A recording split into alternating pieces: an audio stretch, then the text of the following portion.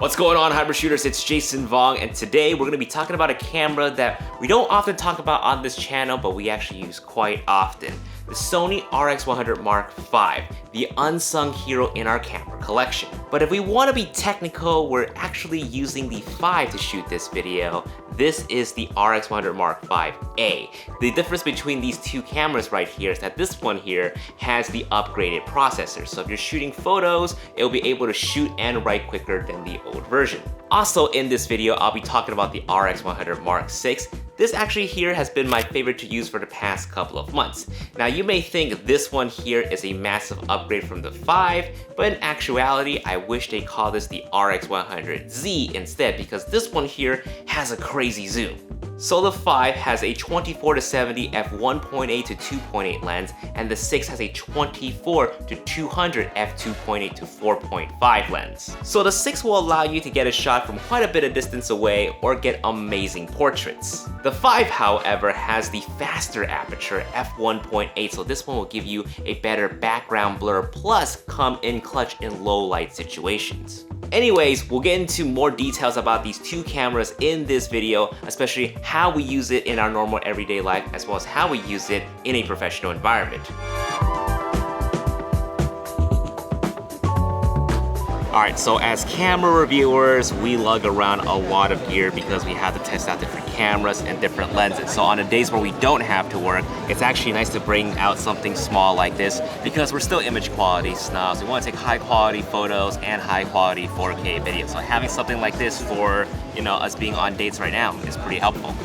So these cameras are also capable of taking RAW and JPEG, but for the most part we keep it JPEG because we want to keep it lax and casual. We don't do too much editing with the photos that we take on the RX100, so we just keep it JPEG.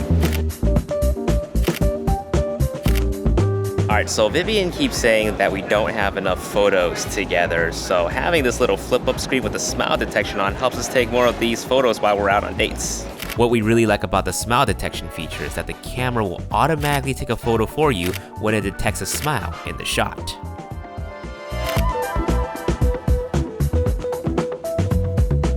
And sometimes we like to use the RX100 series camera to do a little bit of vlogging. Vloggers are going to find this little flip-up screen to be extremely helpful to help them frame their shots. And Vivian here is using the new shooting grip, which not only doubles as a mini tripod, but also allows her to control her shutter, her zoom, and her movie record. The RX100 cameras are capable of up to 960 frames per second slow motion, but we recommend using 240 frames per second for some amazing slow motion transition scenes. So there are a couple concerns about this camera, one being that it doesn't have a mic jack, so you can't plug in an external microphone, but there are a few ways around it. You can try to find a quieter spot to do speaking portions like this, or use a lavalier microphone. Us personally right now, we're testing out the Shure shotgun microphone, which records to a separate micro SD card. So another concern with this camera is the 4K 5-minute recording limit. Now I personally don't shoot too much 4K on this camera, and even if I vlogged in 4K, I would shoot very intermittently, only like maybe 30 seconds to a minute like this right now.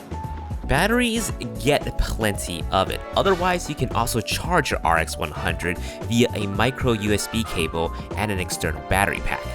And sometimes I like to get fancy and turn my camera portrait mode and then transfer the video files to my phone, rotate it with an editing software, and upload it to make cool Instagram stories.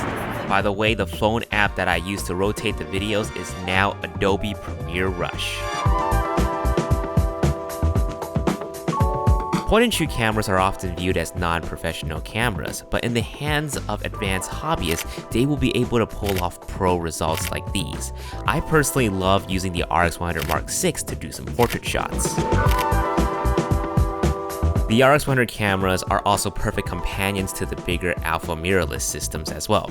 For example, if you need to match up any footage, the RX100 cameras are capable of shooting in S-Log. Personally for me, I love using the RX100 cameras to capture behind the scenes for whenever we're working on a big project.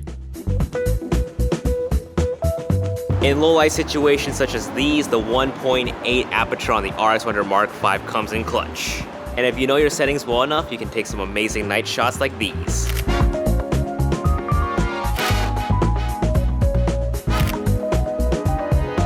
Alright guys, thanks so much for watching. Let us know in the comments down below which RX 100 fits your needs the best. Thanks for watching. We'll see you guys in the next video.